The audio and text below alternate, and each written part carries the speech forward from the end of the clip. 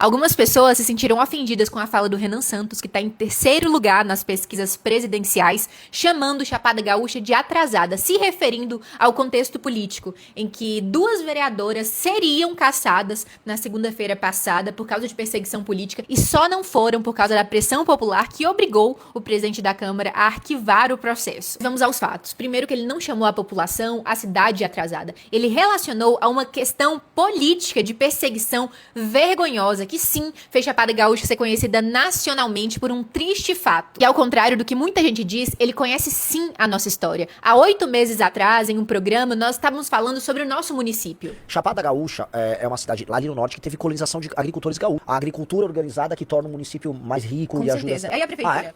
Já adorei o Grande Sertão Veredas, é uma obra. Dito isso, vamos lá. Vamos supor que ele não tenha contextualizado e não tenha se referido a esse atraso político e sim à cidade. Vamos lá, ele estaria errado?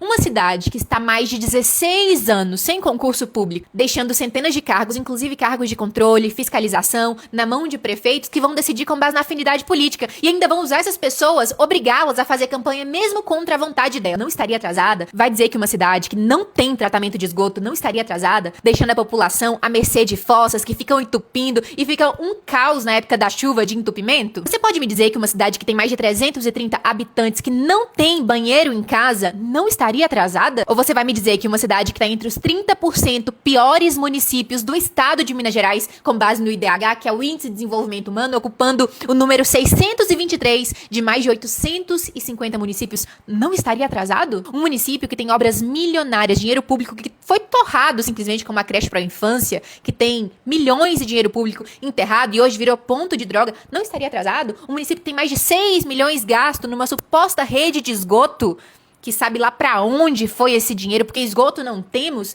não estaria atrasado? Você vai me dizer que um município que não renova contrato de ginecologista, neurologista, pediatra, porque pesou a folha, ou seja, ficou muito caro pra administração pública, não estaria atrasado? Eu poderia passar a noite toda falando das ruas do Novo Horizonte, da Sagrada Família, das estradas rurais que estão dando muito trabalho pros agricultores escoar a produção, porque estão catastróficas. Eu poderia ficar aqui pra provar pra você que sim, o nosso município está atrasado. E eu não tenho vergonha de falar isso como vereadora. É justamente por isso que eu estou aqui. Porque se o município tivesse perfeito, eu poderia simplesmente abrir mão do meu cargo, chamar a suplente, porque eu não precisaria estar ali. É reconhecendo o erro e o problema que a gente consegue solucionar. É justamente por esconder as coisas debaixo do tapete que a nossa cidade está desse jeito. Politicamente, de fato, está atrasada. Tem políticos aí que estão no 3º mandato e que nunca foram autores de uma lei sequer que alterasse alguma estrutura do município que melhorasse as coisas. Tem políticos que estão há décadas no poder e não fizeram nada. Tudo que temos de bom no município é culpa do setor privado. Tudo que temos de bom no nosso município, as nossas maravilhas, a nossa riqueza, não foi conquistado por causa da política, foi por causa dos trabalhadores, dos comerciantes, agricultores, dos servidores públicos comprometidos, professores, mecânicos, garis, pessoas comprometidas em fazer da nossa cidade uma cidade melhor, dos comerciantes que não sabem como vão fechar o mês por causa de tanto imposto e que só aumenta todo dia, mas que continuam ali, trabalhando duro pra fazer da nossa cidade uma cidade melhor pra se viver. Nossa política é uma vergonha sim, e eu falo isso com muita tristeza porque eu participo dela. Nessa segunda-feira, por exemplo, um grupo de vereadores, com a ajuda do executivo, porque quem assinou a denúncia foi um servidor de confiança da prefeitura, tentou armar a cassação dos mandatos de 2 mulheres em retaliação a denúncias legítimas com provas que fizemos contra abuso de autoridade, assédio e perseguição. Mas contra esses vários crimes aí que a gente já vem denunciando há meses, não teve nota de repúdio, pronunciamento, manifestação pública, porque somos oposição, independentes, e seria muito cômodo, para não dizer desejado, que nós saíssemos de cena. Com esses fatos, infelizmente, eu digo infelizmente porque a nossa cidade é muito maior que isso, mas o Brasil conheceu Chapada Gaúcha por um grupo de políticos perseguidores que queriam arrancar à força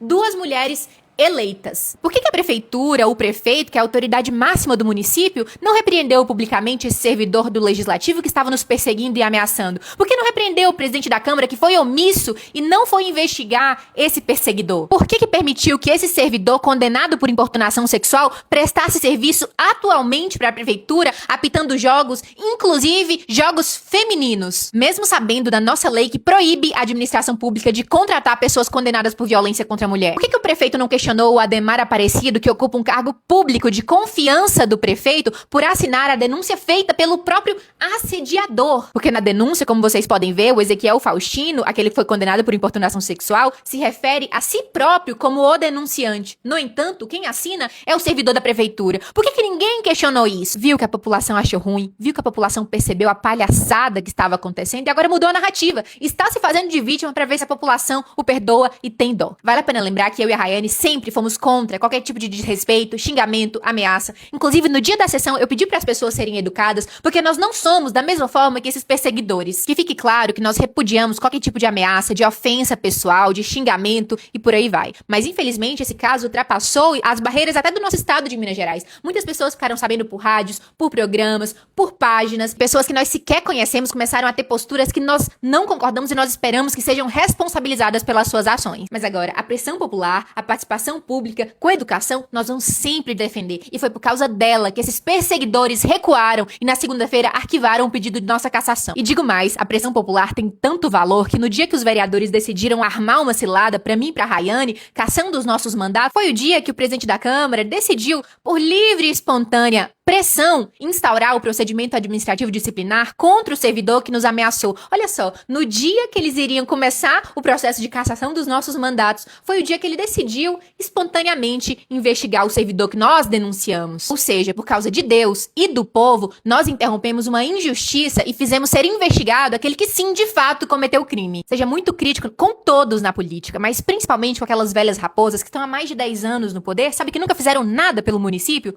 Cuidado, porque elas estão há muito tempo, não é à toa.